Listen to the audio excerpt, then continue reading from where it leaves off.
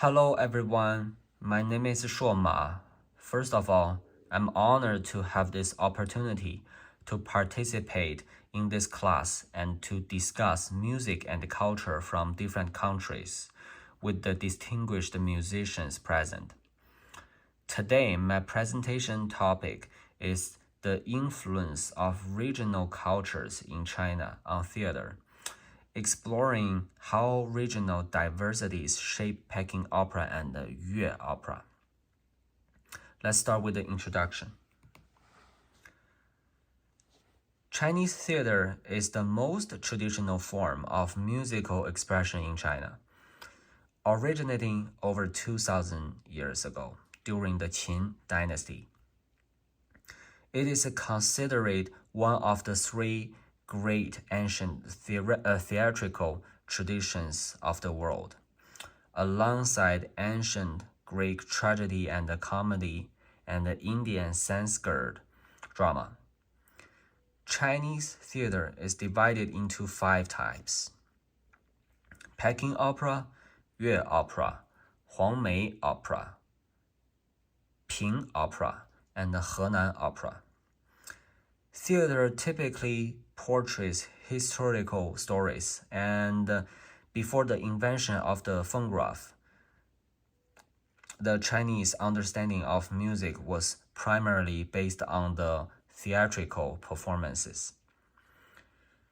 The way for artistic expression were relatively limited, but theater was the main conduit for the dissemination of local culture, especially in terms of the use and of the preserving of language.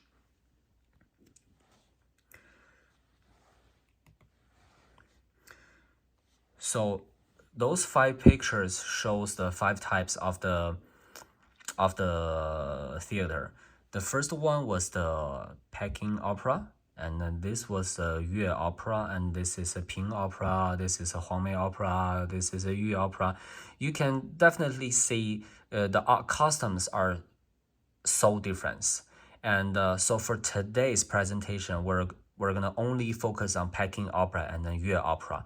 We're gonna talk about more details in the following. So let's start with the Peking opera. So the Peking opera originated in the late 18th centuries, and while it wasn't the earliest form of Chinese theater, it quickly became the most prominent due to its connections to the imperial capital, Beijing. The city was home to the emperor, and the people from various regions would come to Beijing to present the finest offering from their localities, including arts and food. Peking opera was influenced by theatrical styles from Anhui province, which then merged with the local musical instruments and dialects in Beijing, gave birth to what we now know as Peking opera. Because it originated in Beijing and garnered royal attention, it rapidly developed into China's premier form of theater. Let's go to Yue opera.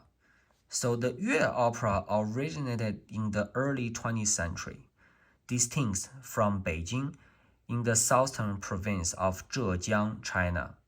It uses Wu dialect, which is widely spoken in the southern region, making a particular popular there. In the early 20th centuries, Yue opera spread to southern cities like Shanghai. Unlike other traditional forms of Chinese theater at the time, Yue opera primarily featured female performers, which did not align with the prevailing tradition's value and thus did not receive royal recognition. So this page, we're gonna talk about more details for the cultural influence on the style of the 2 types of theater. So the differences between Southern and Northern Chinese culture are primarily reflected in the language. However, with the Mandarin spoken in Beijing and the Wu dialect prevalent in South, in theory, these differences should not significantly affect the two types of theater. But in reality, the gap is quite substantial. Beijing, as a political center, is home to all the nobility and dignitaries, which is why Peking opera has a style that leans toward the regal and noble, infused with the strong elements of heroism and emphasizes on the strict and hierarchicals of the officialdom. Moreover, the cater to the Northern love for Kung Fu, Peking opera extensively incorporate combat skills, which is a completely absent in Yue opera. Additionally, the vocal system of Peking opera tend towards the bold and unrestrained, reflecting the imperial confidence in absolute control. Regarding costumes, Peking opera used lavish attire, including armor-like garment with extensive use of gold to signify the character's status and regal presence. In makeup, Peking opera often uses colors to distinguish between good and evil characters, with the red and the black denoting the good people and the white color indicating the bad guy. So let's go to the Yue opera.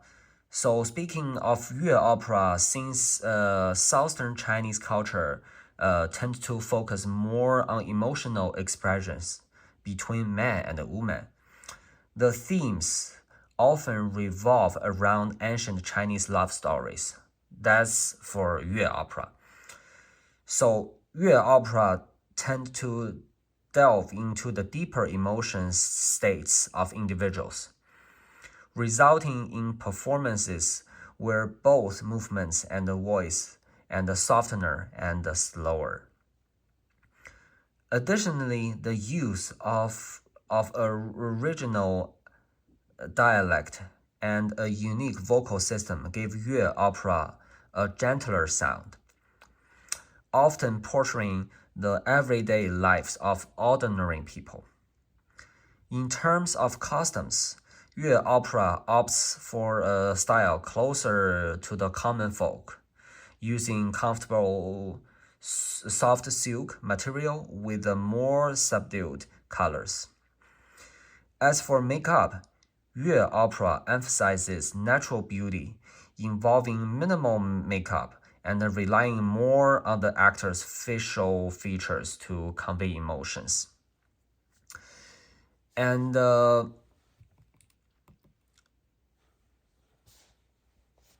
let's start with the two examples. So this is the one I'm gonna play first is a Peking opera, and then we're gonna go to see some Yue opera. Okay, actually, I got here. Yeah, this is a Peking opera.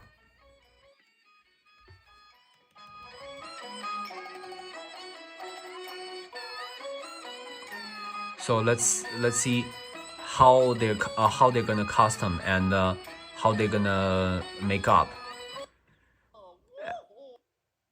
I'm a guy who lost a bet and my dignity, as if watching my team lose wasn't punishment. And we can see their costume very.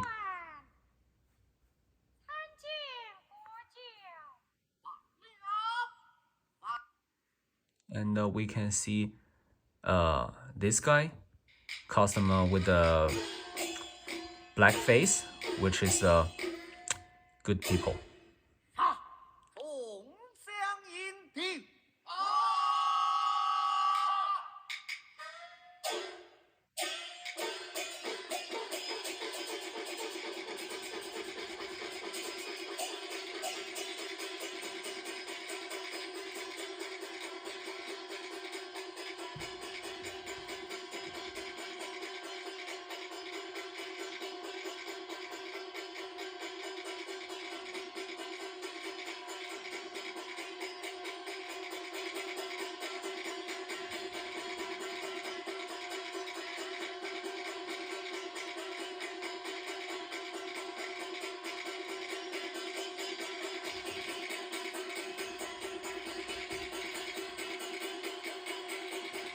Yeah, that's a Peking opera.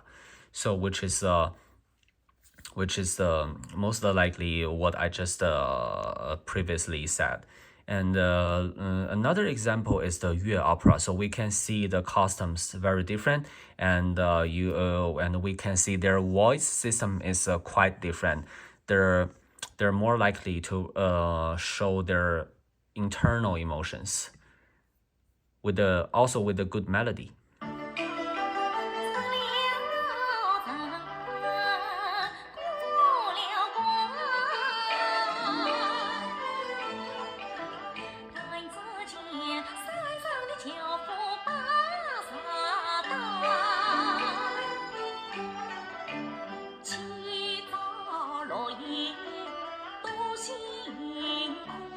We can see the most character they're using is the female.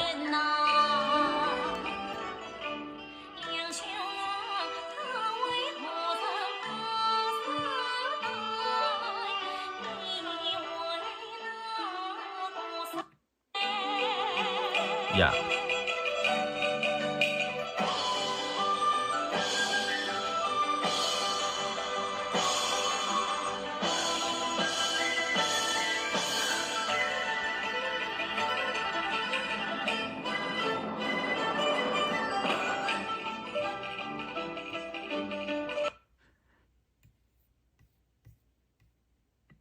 Yeah, that's actually the two examples for Peking opera and Yue opera. So one of the another interesting thing is that in Peking opera, there will be 5 main roles, and which is called Sheng, male characters, and Dan, female characters, and Jing, loyal officials, Mo, elderly characters, and Chou, comic characters. Those are the 5 characters they often use when they have when they have the theater. With the Sheng role being predominant in Peking opera. In contrast, Yue opera primarily featured female performers, making the Dan role central to the genre, alongside the other role of Sheng, Jing, and Chou. They actually don't have a Mo. Yeah. And another thing, to the last thing is that I think the theater in today's society has some challenge. The first thing is that with the advancement of technology, theater has been labeled as outdated and is no longer to preferred aesthetic type among young people. This is the biggest challenge the theater in today's society have. So if somebody can make the society, make the theater combine with the internet to spread more to the young people, I think that would be the good way to keep this theater to still alive. Yeah, and thank you for watching. Thank you.